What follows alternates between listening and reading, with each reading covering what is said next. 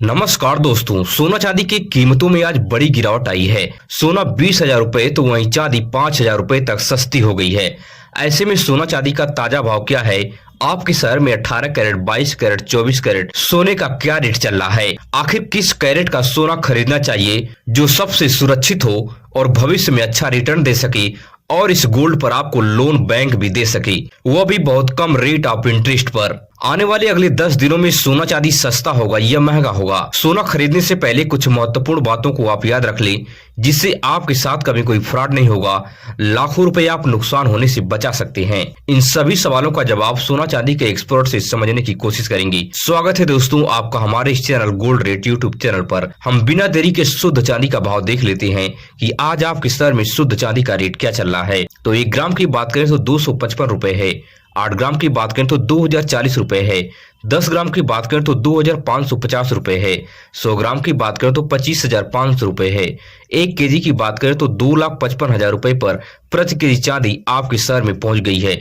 चांदी में आज 5,000 रुपए की बड़ी गिरावट आई है। इस गिरावट की वजह से चांदी में इन्वेस्ट करने वाले इन्वेस्टरों को भारी नुकसान हुआ है। अब बात कर लेते हैं कि आखिर 18 कैरेट, 22 कैरेट, 24 कैरेट सोना में से किस सोने को खरीदना चाहिए या किस को नहीं खरीदना चाहिए। यह सबसे जरूरी सवाल है। आखिर लोग इस बात में फंस जाते हैं और अपने पैसे को बर्बाद कर बैठते हैं। जो मेरा पर्सनल एक्सपीरियंस है, मैं उस बात को शेयर करना चाहूंगा कि आपको 22 कैरेट के गोल्ड में इन्वेस्ट करना चाहिए और फिजिकल सोना जो है 22 कैरेट का खरीदना चाहिए, क्योंकि 18 कैरेट, 24 कैरेट के सोने पर कई बार बैंक लोन देने से बचते हैं और आपको साफ मना कर देते हैं।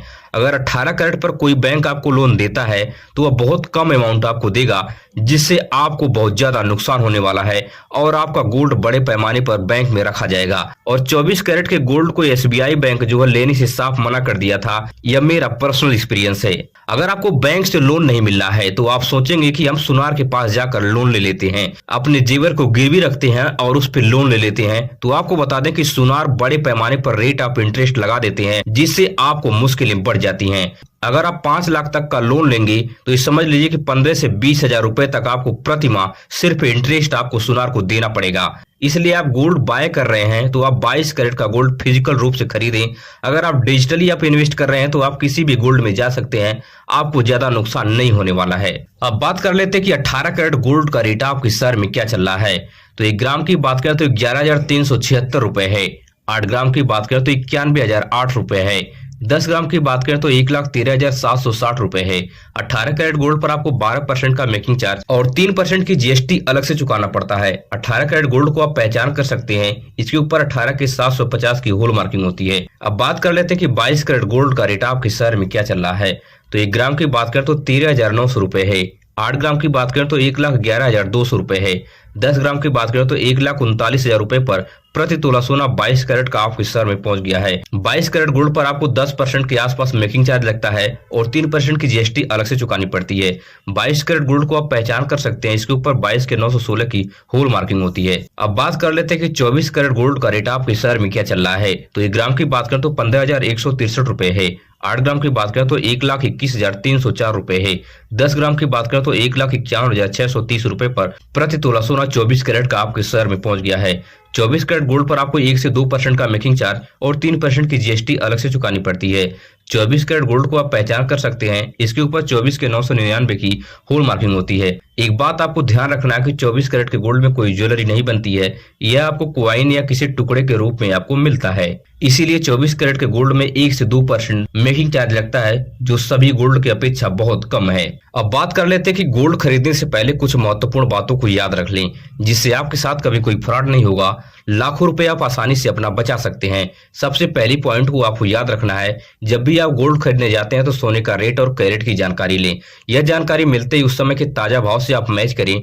आपके भाव में और सुनार के भाव में 2 से 3,000 रुपए का अंतर है, तभी आप उस सुनार के दुकान से सोना खरीदें, अन्यथा ना खरीदें। और दूसरी सबसे महत्वपूर्ण पॉइंट है, जब भी आप गोल्ड खरीदने जाते हैं तो बिना होल मार्किंग का कोई भी गोल्ड आज के समय में बिल्कुल न खरीदें। भारत में बड़े पैमाने पर होल मार्किंग के बेस में इस वक्त सोने की खरीदारी और बिक्री हो रही है। अगर सुनार आपको 18 कैरेट का गोल्ड देता है तो इसके ऊपर 18 के 750 की होल मार्किंग होगी। अगर सुनार आपको 22 कैरेट का गोल्ड देता है, इसके ऊपर 22 के 916 की होल मार्किंग होगी। अगर सुनार आपको 24 कैरेट का गोल्ड देता है, इसके ऊपर 24 के 999 की होल मार्किंग होगी।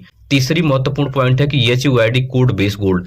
भारत के कुछ हिस्सों में इस कोड के बेस पे सोने की खरीदारी और बिक्री होती है। यह 6 डिजिट का अल्फा न्यूमेरिक कोड होता है। इस कोड को जैसे ही आप BIS के ऐप डाउनलोड करके उसमें एंटर करेंगे, आपके गोल्ड का पूरा ब्यौरा आ जाएगा। इस पर भी विश्वास करके आप सोने की खरीदारी और बिक्री कर सकते हैं। चौथी सबसे महत्वपूर्ण पॉइंट है BIS अप्रूव्ड गोल्ड। भारत के कई हिस्सों में BIS अप्रूव्ड गोल्ड की खरीदारी और बिक्री होती है।